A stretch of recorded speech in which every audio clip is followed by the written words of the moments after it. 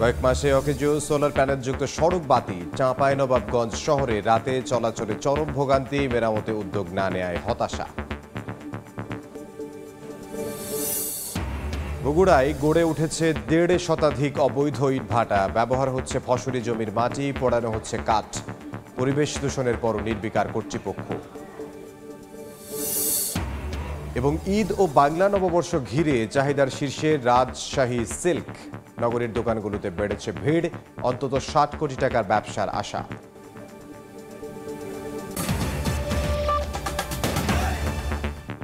আমন্ত্রণ সময় সংবাদের নিয়মিত আয়োজন। বিভাগীয় সময়ে থাকছে সপ্তাহের 7 দিন ভিন্ন ভিন্ন বিভাগের সংবাদ নিয়ে। আজ থাকছে রাজশাহী বিভাগ, সঙ্গে আছে আমি ইমদাদুল হক।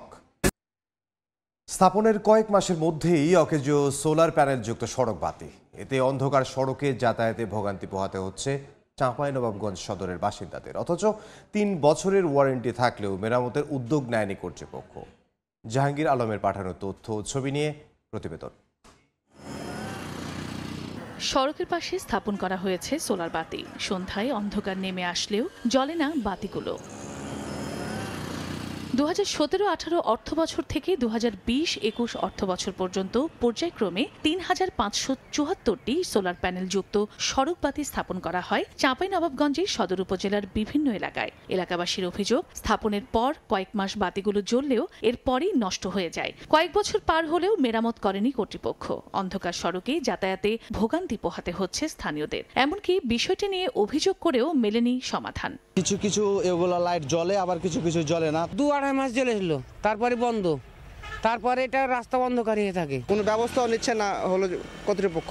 নষ্ট হয়ে পড়ে আছে, ভালো করার জন্য আমরা উদ্যোগ নিয়েছি, কিন্তু কাকে আমরা কেউ এটা ভালো করে দিবে এটার আমরা আর গোড়া পাচ্ছি না, কোনো কিছু পাচ্ছি না। তবে শিগগিরই ঊর্ধ্বতন মহলের সঙ্গে কথা বলে সমস্যা সমাধানের আশ্বাস উপজেলা প্রশাসনের। ঊর্ধ্বতন কর্তৃপক্ষের সাথে কথা বলে যদি সেগুলো মেরামত করা যায়, পুনরায় সচল করার জন্য, বিশেষ করে যেগুলো রিমোট এরিয়া সেখানে যদি এগুলো পুনরায় ইউজ করা যায়, আমি প্রয়োজনীয় পদক্ষেপ নেব। সোলার প্যানেলযুক্ত সড়ক বাতিগুলোর মধ্যে বসতবাড়ির সামনে 2058টি ও সড়কের পাশে স্থাপন করা হয় 1514টি। সময় সংবাদ, চাঁপাইনবাবগঞ্জ। নিয়ম নীতির তোয়াক্কা না করে বগুড়ায় অবৈধভাবে 1.5 শতাধিক ইটভাটা গড়ে উঠেছে। এসব ভাটায় ফসলি জমির উর্বর মাটি পোড়ানোয় একদিকে যেমন দূষিত হচ্ছে পরিবেশ, তেমনি কমে যাচ্ছে আবাদি জমির পরিমাণ। দীর্ঘদিন ধরে অবৈধভাবে ভাটাগুলো চললেও প্রশাসনের নীরব ভূমিকায় জনমনে সৃষ্টি হয়েছে নানা প্রশ্ন। শাহাদুল ইসলামের ক্যামেরায় আব্দুল আওয়ালের প্রতিবেদন। ইটভাটার চুলের বিষাক্ত ধোঁয়া বাতাসের মাধ্যমে ছড়িয়ে পড়ছে আশপাশের এলাকায়। আইনের তোয়াক্কা না করেই বগুড়ায় কৃষি জমি, আবাসিক এলাকা ও শিক্ষা প্রতিষ্ঠানের 1 কিলোমিটারের মধ্যেই দেদারসে চলছে ইটভাটা বাণিজ্য। জেলা প্রশাসনের তথ্য বলছে, বগুড়ায় 162টি ইটভাটার মধ্যে পরিবেশ অধিদপ্তরের ছাড়পত্র ও অনুমোদন আছে মাত্র 34টির। এছাড়াও আইনে 1 কিলোমিটারের কথা বলা থাকলেও বিদ্যালয়ের 500 মিটারের মধ্যে গড়ে উঠেছে 60টি ইটভাটা। এসব ভাটায় ফসলি জমির প্রাণ উর্বর মাটি পোড়ানোয় একদিকে যেমন দূষণ হচ্ছে পরিবেশ, তেমনি কমে যাচ্ছে আবাদি জমির পরিমাণ। ওষুধ ব্যবহার করতে করতে কৃষকেরা ব্যর্থতা হয়ে যায়, যাওয়ার পরে তেমন ফলাফল পায় না। ধুমাতে মনে করেন যে মেলা প্রকার আবার নষ্ট হয়ে যায়। সুনির্দিষ্ট আইন প্রণয়নের মাধ্যমে ইটভাটা নির্মাণের সুযোগ করে দেওয়ার দাবি জানিয়েছেন ইটভাটা মালিকরা। বৈধ কাগজপত্রের জন্য সরকার যদি সুযোগ দেয়, বৈধভাবে আমরা কাগজপত্র নিয়ে বৈধভাবে ব্যবসা করব। অবৈধ ইটভাটার বিরুদ্ধে ব্যবস্থা নেওয়ার কথা জানিয়েছে প্রশাসন। কিছু কিছু ইটভাটা ইতিমধ্যে ভেঙে ফেলা হয়েছে, আর অভিযান অব্যাহত থাকবে। 100 কিলোমিটার এরিয়াস, 200 কিলোমিটার এরিয়াস, এইভাবে তালিকা গ্রেডিং করা আছে। ওই গ্রেডিং অনুযায়ী আমরা অগ্রসর হচ্ছি। বছরে অর্ধ কোটি টাকারও বেশি জরিমানা করে নিয়ন্ত্রণে আনা যাচ্ছে না অবৈধ ইটভাটাগুলো। এতে করে আশপাশের মানুষদের স্বাস্থ্য ঝুঁকি যেমন বাড়ছে, তেমনি ক্ষতিগ্রস্ত হচ্ছে কৃষি জমিরও। দ্রুত সময়ের মধ্যে অবৈধ এই ইটভাটাগুলো জনবসতিপূর্ণ এলাকা থেকে অপসারণের দাবি স্থানীয়দের। আব্দুল আওয়াল, সময় সংবাদ, বগুড়া। উৎসব পার্বণে পছন্দের শীর্ষে থাকে ঐতিহ্য ও আভিজাত্যে মোড়া রেশম পোশাক। ঈদ ও পহেলা বৈশাখ সামনে রেখে এর চাহিদা বাড়ছে। ইতোমধ্যে রাজশাহী নগরীর সিল্কের দোকানগুলোতে ভিড় করতে শুরু করেছেন ক্রেতারা। ব্যবসায়ীদের আশা, অন্য বছরগুলোর তুলনায় এবার বিক্রি বেশি হবে। আব্দুল সালামের ছবিতে মওদুদ রানার প্রতিবেদন। বছর জুড়ে হাতে কাজ থাকলেও ঈদের আগে ব্যস্ত সময় পার করেন রেশম কারখানার শ্রমিকরা। পুরো রমজান জুড়েই চলবে রেশমের গুঁড়ি থেকে সুতা তৈরি, কাপড় বুনন, রং লাগানো, পুঁথি চুমকি বসানো সহ হাতের নান্দনিক সব কাজ।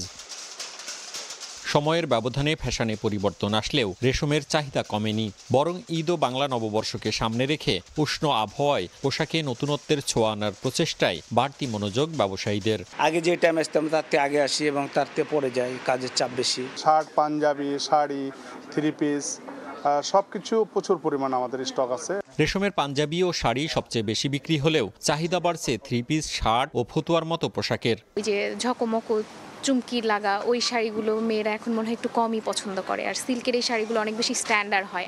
পুরো সিল্কের যেগুলা, মসলিনের, এগুলা অনেক ভালো, দামগুলো খুব রিজনেবল। পছন্দের পোশাক কিনতে শোরুমগুলোতে ভিড় করতে শুরু করেছেন ক্রেতারা।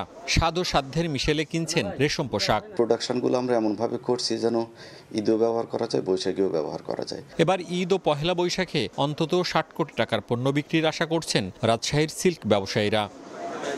মওদুদ রানা, সময় সংবাদ, রাজশাহী। ভাঙা হয়েছে রাজনৈতিক সিন্ডিকেট, আর এতেই রাজশাহী সিটি কর্পোরেশনের বিভিন্ন স্থান ইজারা বাবদ রাজস্ব আয় ৭ কোটি থেকে দাঁড়িয়েছে প্রায় ২০ কোটি টাকায়। এছাড়া টেন্ডার প্রক্রিয়ায় অংশ নিয়েছেন আগের চেয়ে বেশি ঠিকাদার। হাবিবুর রহমান পাপড় ছবিতে মওদুদ রানার প্রতিবেদন। খাস কালেকশন প্রক্রিয়ায় বিগত বছরগুলোতে রাজশাহী শহীদ জিয়া শিশু পার্ক থেকে বার্ষিক ১৭ লাখ টাকা রাজস্ব আয় হতো। এবছর টেন্ডারের মাধ্যমে পার্কটি পরবর্তী ৩ বছরের জন্য ১ কোটি ৮১ লাখ টাকায় ইজারা দেওয়া হয়েছে। বাংলা ১৪৩১ সালে রাজশাহী সিটি পশুহাট ইজারা দিয়ে সিটি কর্পোরেশন রাজস্ব পেয়েছিল ৩ কোটি ৬২ লাখ টাকা। সিটি কর্পোরেশন বলছে চলতি বাংলা বছরে হাট, ঘাট, বাজার, গণশৌচাগার, পার্কিং, স্ট্যান্ড, পুকুর ইজারা দিয়ে আয় হয়েছে ৭ কোটি টাকা। সিটি কর্পোরেশনের যত মাঠ ঘাট এগুলো আছে এগুলো অল্প টাকায় পাইয়ে দিয়েছে, তাতে সিটি কর্পোরেশনের রাজস্ব কমেছে। ঠিকাদাররা বলছেন ভাঙা হয়েছে রাজনৈতিক সিন্ডিকেট, এ কারণে অনেক ঠিকাদার টেন্ডারে অংশগ্রহণ করতে পেরেছে। বাক্স খুলছে সব, আপনারা দেখছেন, আগে এরকম হতো কিনা এটা তো আমরা জানতাম না। সংশ্লিষ্টরা বলছেন সরকার দলীয় প্রভাব ও রাজনৈতিক পরিচয়ে ঠিকাদারদের সিন্ডিকেট না থাকা এবং স্বচ্ছভাবে টেন্ডার প্রক্রিয়া সম্পন্ন হওয়ায় সমাজের ইতিবাচক পরিবর্তন। তারা মনে করছেন আগামীতে পরিস্থিতি আরও উন্নত হবে, এই আশায় হয়তো তারা তুলনামূলক প্রতিযোগিতায় বেশ ভালো দর দাখিল করেছে। সেবা খাত ব্যতীত অন্যান্য প্রচলিত ও অপ্রচলিত খাতেও রাজস্ব আয় বাড়াতে গুরুত্ব দেওয়ার কথা জানিয়েছে রাজশাহী সিটি কর্পোরেশন কর্তৃপক্ষ। মওদুদ রানা, সময় সংবাদ, রাজশাহী। বিভিন্ন এলাকায় শুরু হয়েছে টিসিবির পণ্য বিক্রি কার্যক্রম। সকালে বগুড়ায় শহীদ খোকন পার্কের সামনে কার্যক্রমের উদ্বোধন করেন জেলা প্রশাসক। এ সময় টিসিবির পণ্য কিনতে ভিড় করেন ক্রেতারা। 450 টাকার প্যাকেজে 2 কেজি মসুর ডাল, 2 লিটার সয়াবিন তেল এবং 1 কেজি করে ছোলা ও চিনি ভোক্তাদের দেয়া হয়। আগামী 28 মার্চ পর্যন্ত শহরের 5টি পয়েন্টে এসব পণ্য কিনতে পারবেন 2000 উপকারভোগী। এদিকে নাটোর শহরের 5টি স্থানে টিসিবি পণ্য বিক্রি শুরু হয়েছে। এমবিবিএস ও বিডিএস ছাড়া চিকিৎসকের স্বীকৃতি দেয়া বন্ধ সহ 5 দফা দাবিতে রাজশাহী ও বগুড়ায় মানববন্ধন ও কর্মবিরতি পালন করেছেন মেডিকেল শিক্ষার্থীরা। দুপুরে 2.5 ঘন্টা কর্মবিরতি পালন করে রাজশাহী মেডিকেল কলেজ ও ইসলামী ব্যাংক মেডিকেল কলেজের ইন্টার্ন চিকিৎসকরা এ বিষয়ে আদালত থেকে পূর্ণাঙ্গ রায় না আসা পর্যন্ত আন্দোলন অব্যাহত রাখার কথা জানান তারা। একই দাবিতে বগুড়া শহরের সাতমাথা এলাকায় মানববন্ধন করেন বিভিন্ন সরকারি ও বেসরকারি মেডিকেল কলেজের শিক্ষার্থীরা। পরে সিভিল সার্জনের কাছে স্মারকলিপি দেন তারা। 5 অগস্টের পর রাজনৈতিক টানাপোড়েনের প্রভাব পড়ে নাটোরের চামড়ার বাজারে স্থবিরতা কাটিয়ে গত মাস থেকে জমে উঠেছে বেচাকেনা।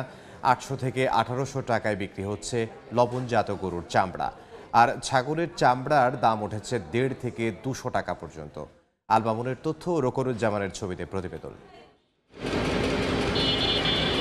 দেশের দ্বিতীয় বৃহত্তম চামড়ার বাজার নাটোর। সপ্তাহের প্রতি শুক্রবার বিকেল থেকে গভীর রাত পর্যন্ত চলে বেচাকেনা। এখানকার 1.5 শতাধিক আড়তে দেশের 32টি জেলা থেকে চামড়া নিয়ে আসেন ব্যবসায়ীরা।